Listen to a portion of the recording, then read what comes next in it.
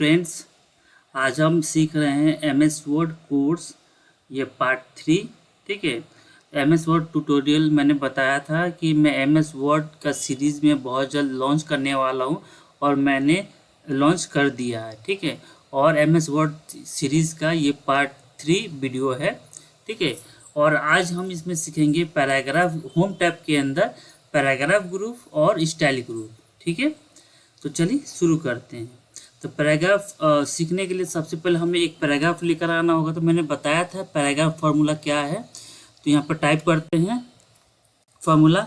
जिन जिन को पता है पैराग्राफ फार्मूला तो प्लीज़ कमेंट बॉक्स में टाइप करके हमें बताएं।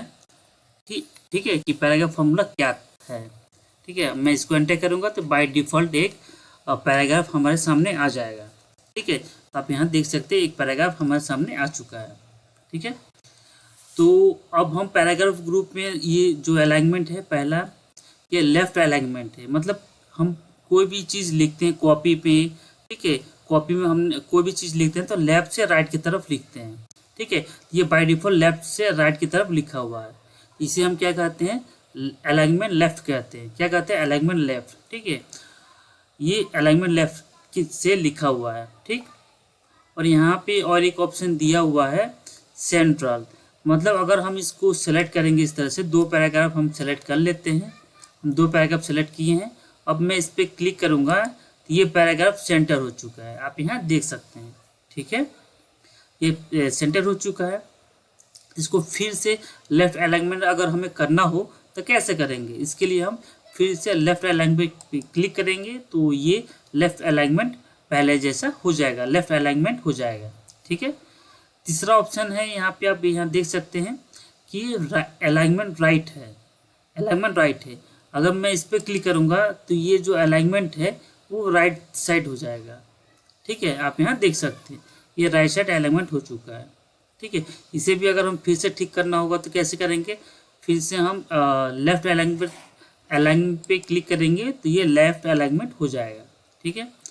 और ये जस्टिफाई है तो हम इसको पूरा सेलेक्ट कर लेते हैं इस तरह से और जस्टिफाई पे क्लिक करेंगे तो ये जस्टिफाई हो जाएगा। ठीक है। ये चार ऑप्शन दिए हुए हैं।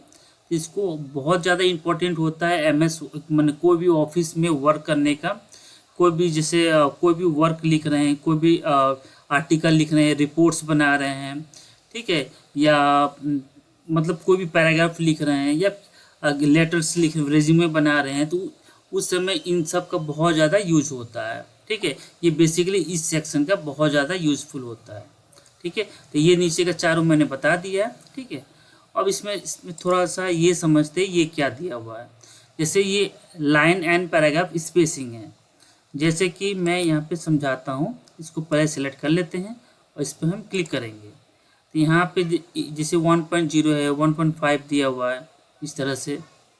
तो आप यहाँ देख सकते हैं कि मैं 3.0 मैंने किया तो आप यहाँ देख सकते हैं इस लाइन से इस लाइन के जो गैप है वो काफ़ी ज़्यादा हो गया। पहले ऐसा था, अभी इतना ज़्यादा हो गया है। तो ये लाइन स्पेसिंग के लिए है। जैसे इस पर हम 3.0 किए तो ये लाइन स्पेसिंग का ऑप्शन दे रहा है। ठीक है। कम करना है तो और कम कर सकते हैं। 1.0 है तो ये सबसे मतलब नॉर्मल होता है। 1.5, 1.5, 2.0। तो आप यहाँ देख सकते हैं लाइन का जो स्पेसिंग है वो हम बढ़ जा रहा है। ठीक है। तो इसका भी बहुत ज़्यादा यूज होता है। जैसे जिस टाइप का आर्टिकल रहता है या कहीं भी आप इसका यूज मतलब जहाँ यूज हो वहाँ इसका यूज हम लोग कर लेते हैं। ठीक है। तो बेसिक ये सारी चीज़ें बेसिक ही हैं, हमें समझनी, इसकी जानकारी होनी चाहिए। ठीक है। तो ये मैंने बता दिया। अब हम इसको हम नॉर्मल कर देते हैं तो नॉर्मल के लिए हम 1.0 कर देंगे। ये पहले जैसा नॉर्मल हो जाएगा। ठीक है। अच्छा, अब तो ये मैंने नीचे बता दिया। और एक ऑप्शन है यहाँ पे आप देख सकते हैं शेडिंग का। ठीक है। तो शेडिंग में क्या है तो हम इस पर क्लिक करते हैं तो यहाँ पे कुछ इस टाइप का शेडिंग का कलर आ जाएगा। ठीक है। तो यहाँ पे जैसे कि आप पैराग्राफ, जैसे कि ये तो होएगा शेडिंग का। यहाँ पे हम करते हैं, इस पर क्लिक करेंगे तो शेडिंग पे क्लिक करेंगे तो इस तरह का जो है ऑप्शन आ रहा है। तो कलर हम कोई भी कलर को चूज़ कर सकते हैं, मतलब बैकग्राउंड में दे सकते हैं। जैसे कि मुझे ये कलर पसंद ग्रीन का, तो हम इसको बैकग्राउंड में कलर दे सकते हैं, ग्रीन कलर। ठीक है, बैकग्राउंड कलर यहाँ पे लगा सकते हैं। ठीक है, फिर इसको हम सिलेक्ट करते हैं इस पैराग्राफ को इस तरह से, और यहाँ पे हम क्लिक करते हैं तो कोई दूसरा कलर दे सकते हैं, जैसे येलो दे देते हैं। ये काफ़ी अच्छा लग रहा है। इस तरह से हम अपने आर्टिकल्स को या पैराग्राफ को हम थोड़ा मॉडिफाई कर सकते हैं। ठीक है, या फिर डिजाइन कर सकते हैं इस तरह से। ठीक है, ये हो गया ये। और ये ऑप्शन यहाँ पे दिया हुआ है, ये बॉक्स की तरह, ये क्या है, ये है बॉर्डर। तो बॉर्डर का हमें क्या यूज़ है, जैसे कि हम इसमें बॉर्डर, जैसे मैंने यहाँ पे पैराग्राफ दिया तो मैं इस पे चाहता हूँ कि बॉर्डर लगाना। तो बॉर्डर लगाने के लिए हम यहाँ पे बॉर्डर करते हैं, ऑल बॉर्डर। तो यहाँ पे देखते हैं चारों तरफ से बॉर्डर लग चुका है, ये लाइनिंग आ गई है ना। ठीक है, मैं इसको बैकग्राउंड को हटा कर दिखाता हूँ। नो कलर करेंगे तो अच्छा से दिखेगा। आप यहाँ देख सकते हैं ये कलर मतलब बॉर्डर लग चुका है चारों तरफ से। ठीक है, तो कोई भी हेडिंग में हम बॉर्डर लगा सकते हैं। ठीक है, जैसे कि फिर ये पूरा पैराग्राफ में भी हम बॉर्डर लगा सकते हैं। कैसे लगाएंगे, यहाँ से हम ऑल बॉर्डर करेंगे तो ऑल बॉर्डर आएगा, तो ऑल बॉर्डर में हर पैराग्राफ में एक एक लाइनें आ जाएंगी। और चाहते हैं कि केवल साइड से बॉर्डर रहे, इसके लिए पूरा डेटा को सेलेक्ट करेंगे इस तरह से, और यहाँ पे हम क्लिक करेंगे और आउटसाइड बॉर्डर में क्लिक करेंगे।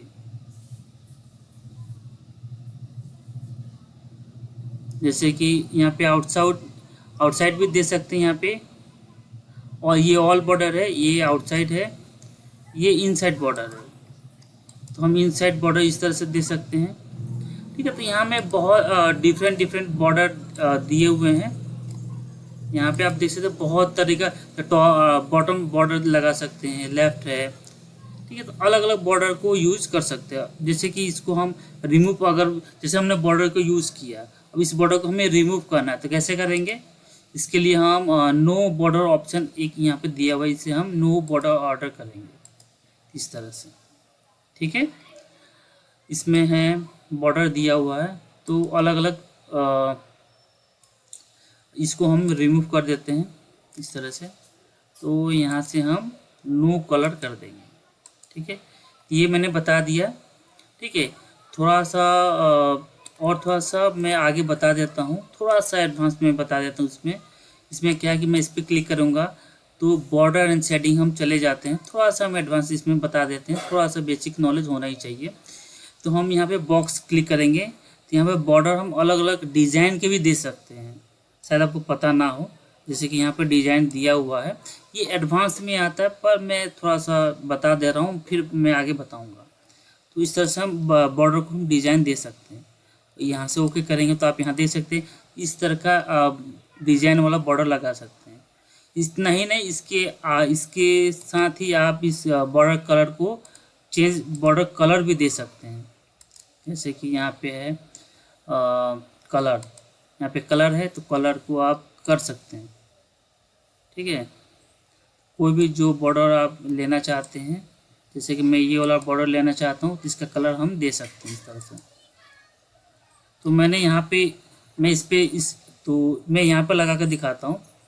तो इसको हम पहले सेलेक्ट करते हैं इस तरह से, और यहाँ पे हम लगा कर दिखाते हैं। तो इसके लिए बॉक्स पर क्लिक करेंगे, और थोड़ा सा ये वाला डिज़ाइन अच्छा लग रहा है, कलर को हम रेड चूज़ कर लेते हैं।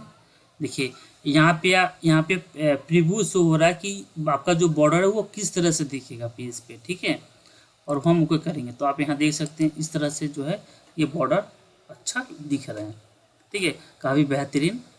ठीक है, तो इस तरह से हम बॉर्डर का यूज़ कर, थोड़ा सा मैंने एडवांस बताया।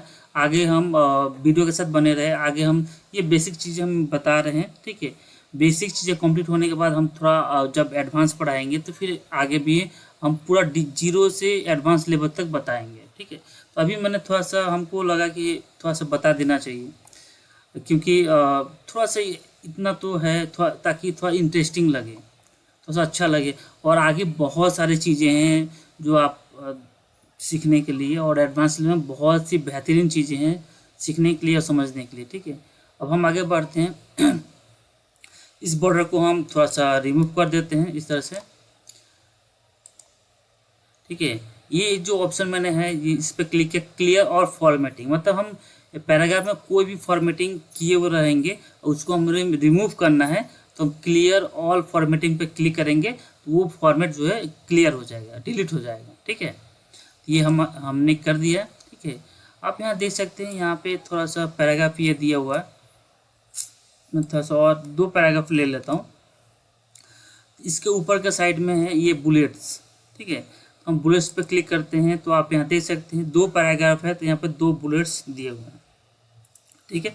हम कभी नोट्स बनाते हैं या कोई इम्पोर्टेंट टॉपिक लिखते हैं, ठीक है, तो इस तरह का जो है हम सैम्पल देते हैं। इतना ही नहीं, इसके साथ आप इसका डिज़ाइन को भी चेंज कर सकते हैं। जैसे बुलेट्स लाइब्रेरी यहाँ पे दिया हुआ है, यहाँ पे अलग अलग डिज़ाइंस दिए हुए हैं, जैसे कि ये काफ़ी फेमस है।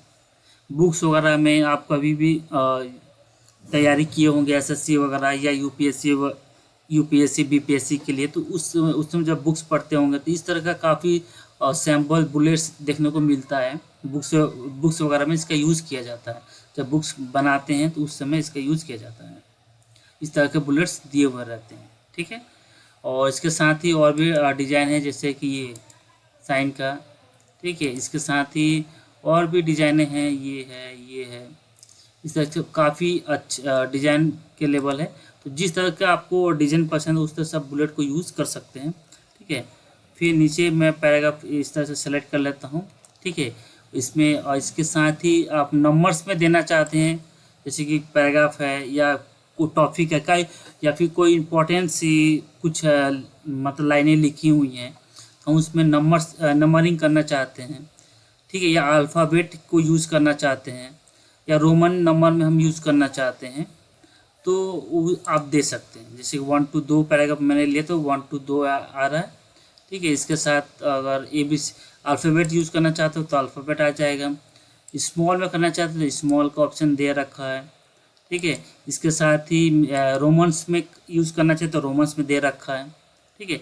इस तरह से आप इसका यूज़ कर सकते हैं। तो इस तरह से, और इसके साथ ही ये थोड़ा सा एडवांस लेवल पे है, मल्टी लेवल लिस्ट, ये थोड़ा सा एडवांस लेवल है। इसको हम अभी समझाएं, अभी हम इसको बताएंगे तो इसमें बहुत सारे डीप में बताना होगा, समझाना होगा, और ये बिगिनर में नहीं आता, पर मैं आगे बताऊंगा जब मैं एडवांस पढ़ाऊंगा तो फिर मैं इसको इस टॉपिक को मैं कवर कर दूंगा, क्योंकि अभी आपको ये टॉपिक मैं बताऊंगा समझाऊंगा तो शायद आपको समझ में ना आए, ठीक है, क्योंकि मैं एकदम बिगिनर्स लेवल से, एकदम जीरो लेवल से मैं बता रहा हूँ, समझा रहा हूँ। तो अभी जो बेसिक चीज़ें हैं उसको मैं कवर करने की कोशिश कर रहा हूँ, और जो एडवांस लेवल की चीज़ है उसको मैं आगे जब पढ़ाऊँगा तो उस समय उस टॉपिक को हम कवर करेंगे, ठीक है। ये सब चीज़ें हैं। तो इसमें जो इम्पोर्टेंट जो भी इम्पोर्टेंट चीज़ है वो मैं आपको बता रहा हूँ, सिखा रहा हूँ, ठीक है। इसके साथ ही आप यहाँ देख सकते हैं ये जो है शॉर्ट्स, जैसे कि मैं यहाँ पे टाइप कर देता हूँ नंबर्स में, ठीक है, इस तरह से,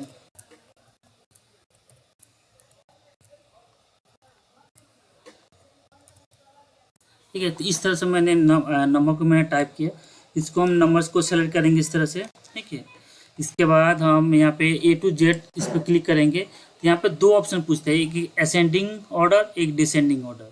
और हम असेंडिंग ऑर्डर पे क्लिक करेंगे तो ये असेंडिंग ऑर्डर पे क्लिक करते हैं और ओके करते हैं, तो आप यहाँ देख सकते हैं जो सबसे छोटा नंबर है वो पहले शो कर रहा है, ठीक है, और जो सबसे बड़ा नंबर है वो लास्ट में आ रहा है, मतलब छोटा से बड़ा। असेंडिंग ऑर्डर का मतलब क्या हुआ, छोटा से बड़ा, मतलब बढ़ते क्रम में, ठीक है।